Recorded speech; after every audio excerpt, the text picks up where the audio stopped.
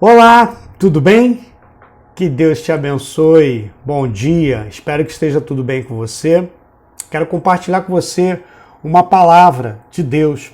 Ontem nós recebemos uma notícia que deixou todos assim de certa forma tristes, mas que de alguma maneira já era, todos meio que esperavam, que foi a morte da pastora Ludmila Ferber.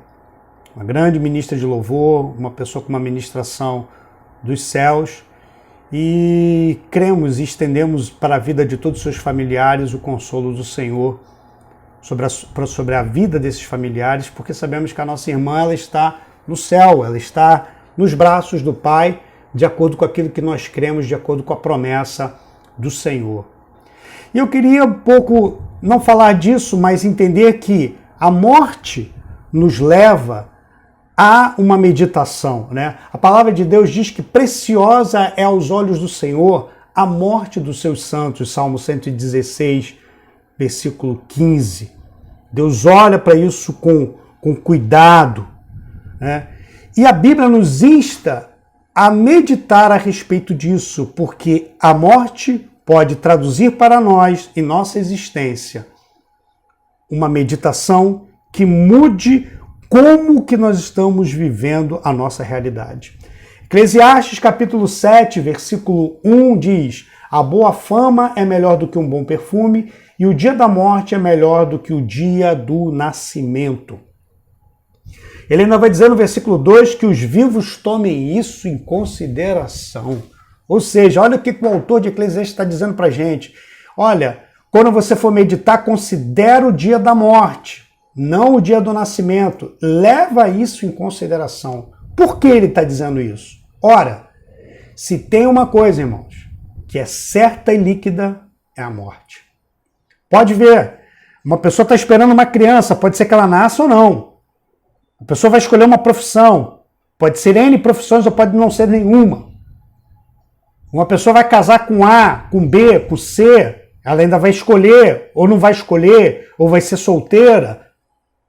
Nós não temos certeza. Mas uma coisa todos nós havemos de passar: a morte. Alguns não querem pensar sobre isso, alguns não querem meditar sobre isso. Por isso tem os hedonistas, aqueles que buscam só o prazer. Eles pensam, olha, depois da morte não há nada mais. Ou eu não tenho a dimensão do que será o castigo para isso, ou como Deus vai julgar. Eu prefiro ser ignorante diante disso e vou aproveitar a vida, sendo escravo dos prazeres. Só que todos eles, assim como nós, vamos prestar contas diante de Deus. E aí, no caso, a morte da nossa querida irmã, que agora está nos braços do Pai, nos leva a meditar em o que nós temos investido na nossa vida.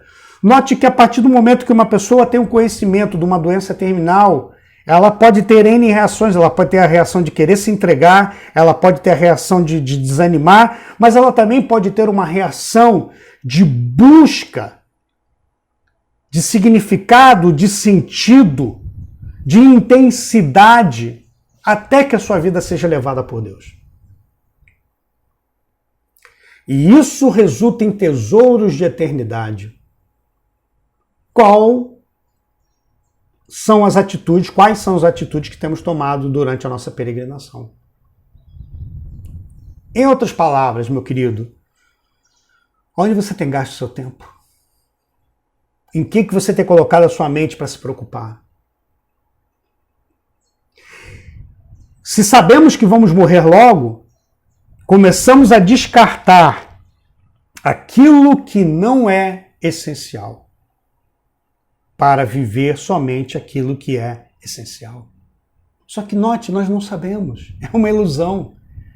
Logo, o mais sábio, conforme o autor de Eclesiastes, é eu parar e entender que quando eu medito sobre essas coisas, a minha vida ganha significado, porque eu começo a investir no que é essencial. Como é que está o teu relacionamento com a tua família? Como é que está o teu relacionamento com a igreja? Indo à igreja? Servindo ao Senhor?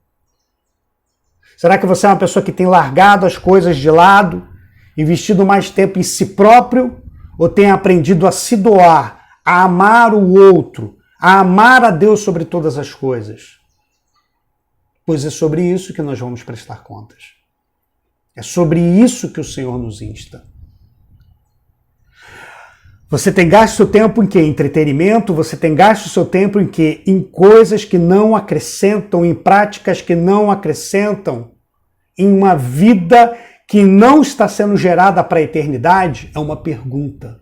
A partir do momento que você pensa no dia da morte, a partir do momento que você pensa naquilo que você vai prestar conta, você começa a exercer uma escolha na vida presente, nessa vida aqui agora, que é a única que nós temos.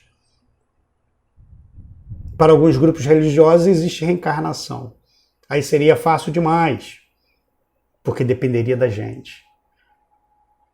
Mas aqui no caso, é eu passar a depender da graça e do favor de Deus em Cristo Jesus. O primeiro ponto que eu acho que é importante para a gente é a gente entender que nós não devemos temer a morte, por mais que ela exista. O que nós devemos temer não é a primeira morte, mas é a segunda morte. É aquela que, diante do olhar da eternidade, nós não somos encontrados justos diante de Deus. É isso que nós devemos nos preocupar. Porque pela morte, em decorrência do pecado de Adão, que é a morte física, todos nós passaremos.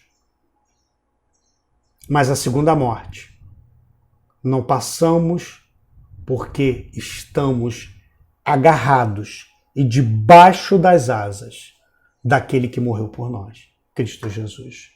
1 Coríntios capítulo 15 diz assim, a partir do versículo 54, e quando este corpo corruptível se revestir de incorruptibilidade, porque ele está nessa nossa peregrinação, a carne insta contra o espírito, nós temos fraquezas, nós temos desânimo, isso que você está carregando, esse peso que você está carregando, essa dificuldade que você está carregando, é resultado de um corpo corruptível.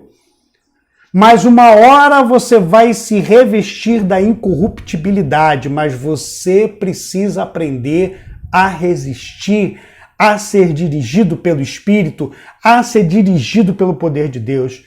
E o que é imortal se revestir de imortalidade, versículo 54. Então se cumprirá o que está escrito, tragada foi a morte pela vitória. Está sendo dito aqui que vai chegar um momento em que você vai enfrentar esse julgamento. E quando você enfrentar esse julgamento, meu querido irmão, minha querida irmã, a pergunta que se faz é: você está pronto para isso em Cristo Jesus? É fé, é crer nele, é viver essa realidade a cada dia. Você vai receber um corpo livre de todo esse peso de pecado. Onde está a morte, a tua vitória. Ou seja, a morte ela não encerra a nossa existência. Onde está a morte, o seu aguilhão. Ela não traz a gente para uma armadilha que encerra a nossa existência. O aguilhão da morte é o pecado. Nós vivemos uma vida pautada no pecado, dirigido para o prazer, dirigido para nós mesmos, nas coisas que achamos que têm que ser feitas por nós para nos agradar. Aonde você tem investido a tua vida, aonde eu tenho investido a minha vida. A lei está aí para reforçar o pecado. A força do pecado é a lei. Nós não conseguimos cumprir. Nossa carne é deficiente, nossa carne é fraca. Graças a Deus, 57, que nos dá a vitória por meio, é Ele, do Senhor Jesus Cristo, cumpridor da lei e que nos resgatou do poder do pecado. Portanto, meus amados irmãos, sejam firmes e inabaláveis e sempre abundantes na obra do Senhor, sabendo que no Senhor o trabalho de vocês não é vão. Paulo está dizendo aqui, onde você está gastando teu tempo? As coisas dessa vida. Aonde você está investindo na tua existência. Cuidado.